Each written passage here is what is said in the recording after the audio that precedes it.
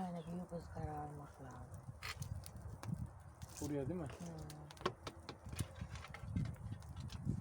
Üşüyorsun soğuk. Ha buradan şöyle deleceğim anne. Şu karşıdan da tavuğu takacağım buradan. Burada çevirme şeyi olacak. Burada çevireceğim tavuğu. Güzel olur. Aşağıdan gider gelir.